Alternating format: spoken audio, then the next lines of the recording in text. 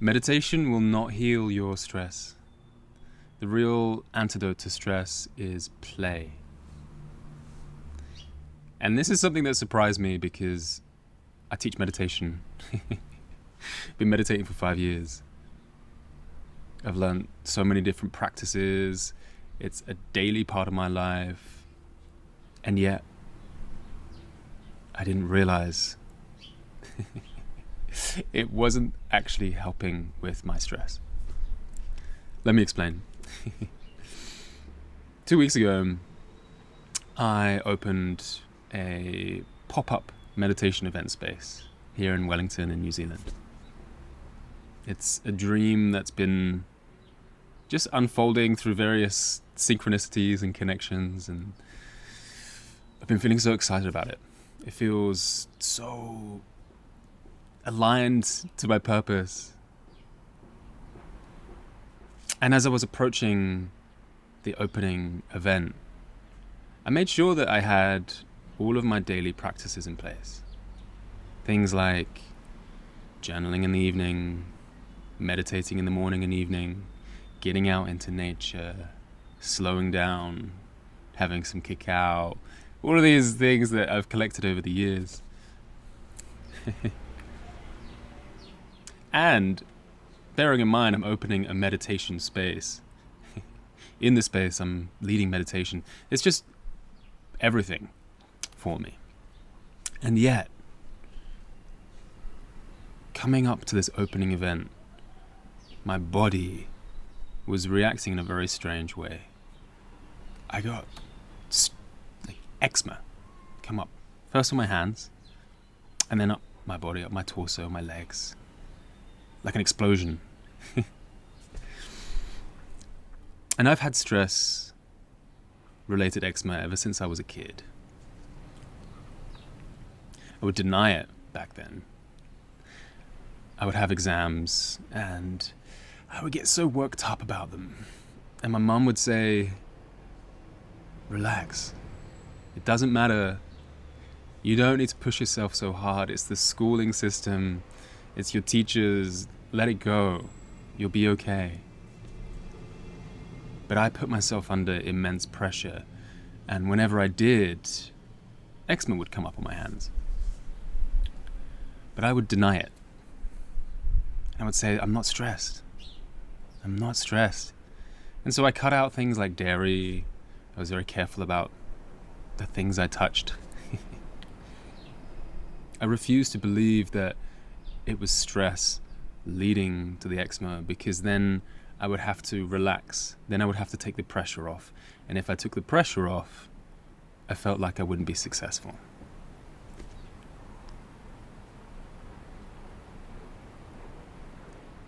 So ever since I was a kid, I've been conditioning myself to say, I'm not stressed. I'm not stressed. I'm not stressed. Lo and behold, in the run-up to opening this meditation space, what do I say to myself? I'm not stressed.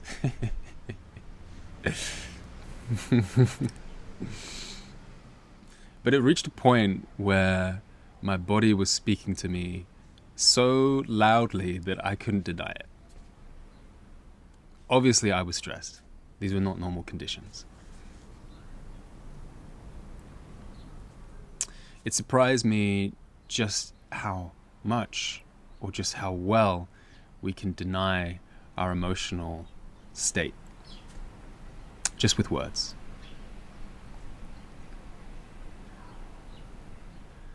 We really do create stories, and then we do everything to prove them, to hold on to them.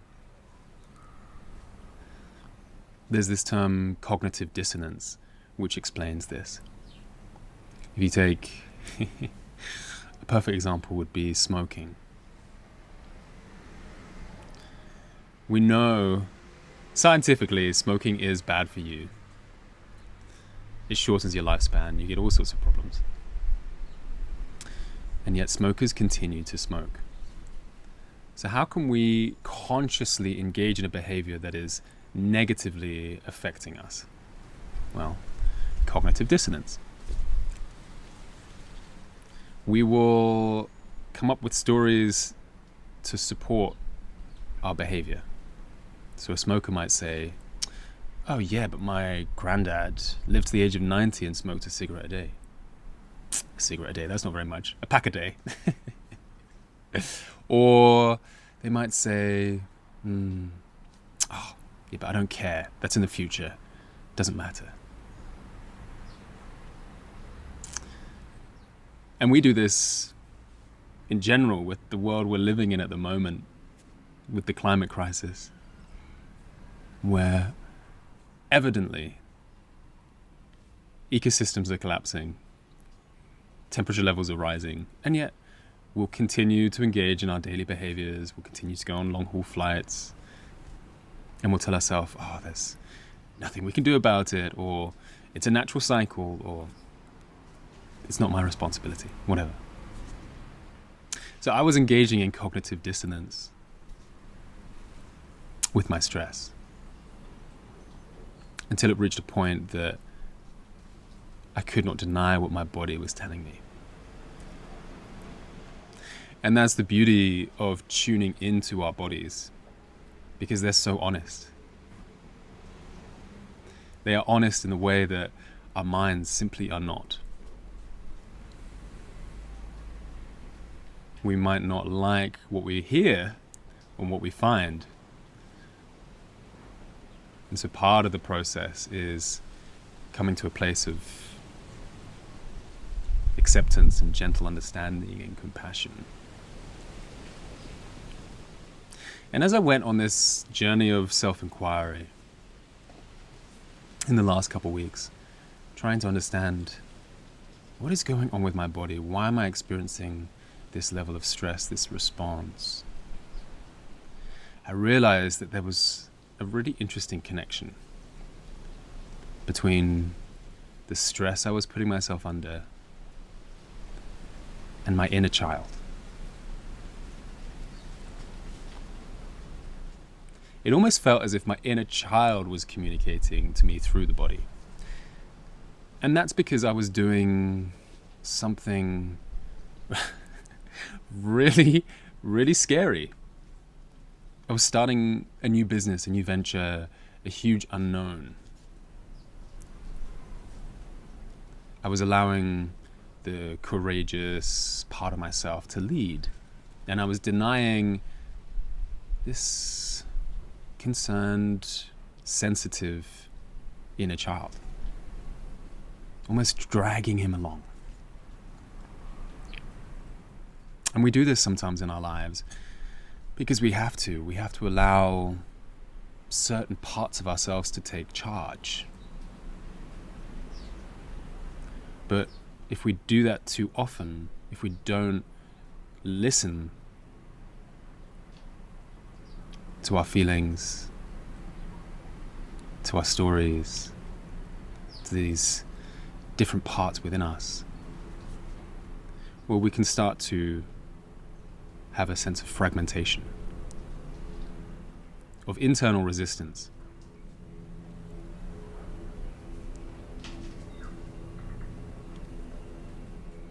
And so what I realized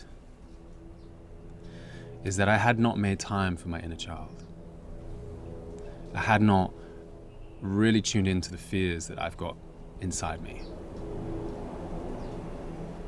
Slowed down, acknowledged these scared parts of me.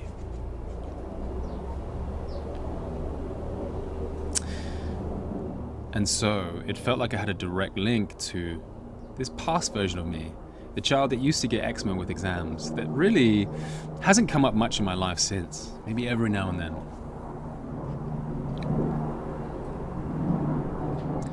And so I started to explore, what need am I missing here? What am I not understanding?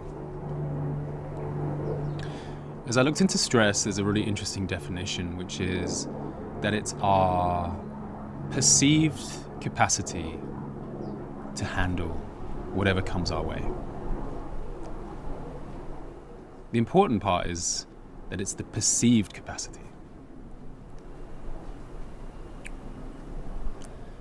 And so now, as I've gone through the opening of my meditation space and I've been running events, I've realized, oh wow, my capacity is actually up here. And my stress levels have dropped down.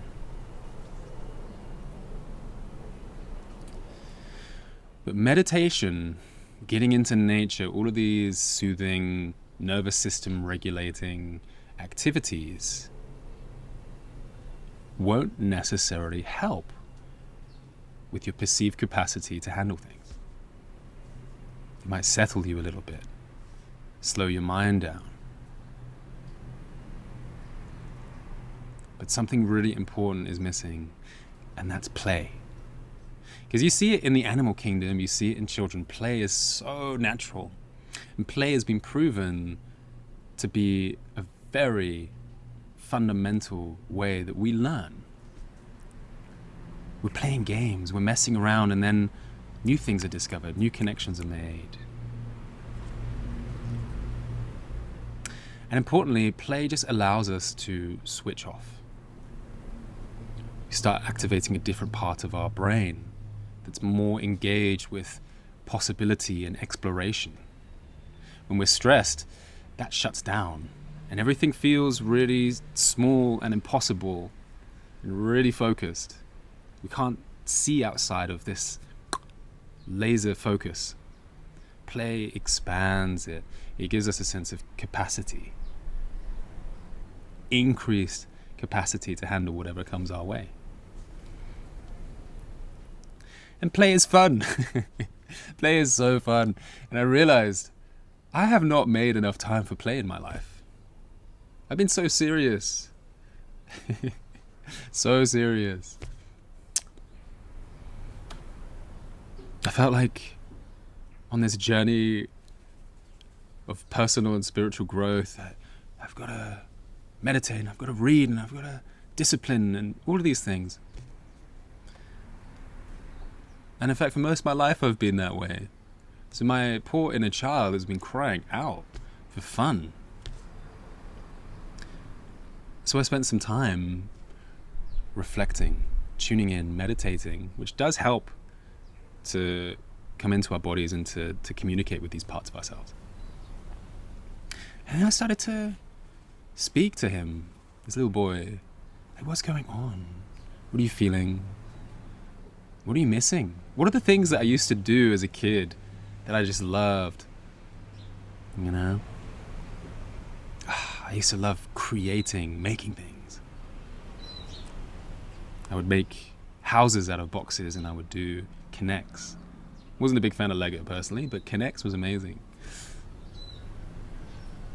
I would love baking these delicious little treats.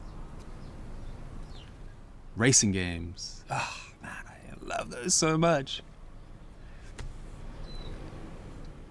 And I haven't been doing any of those things. I stopped baking when I left home because I thought, well, I don't have the ingredients, got to go out and buy it, and then what's the point anyway? You could just buy a cookie.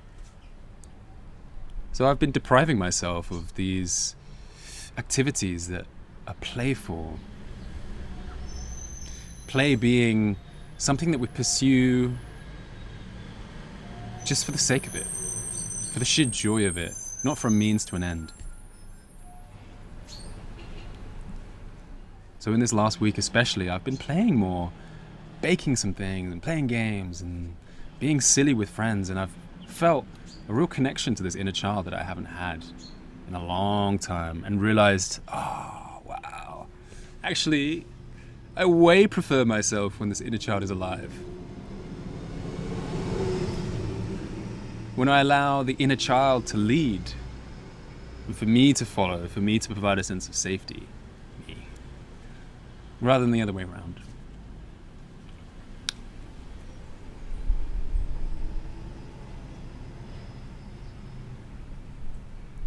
So I wonder, how much play have you been doing? How much have you tuned into that little child within you? One that's not so serious. Not constantly trying to fix things and change yourself.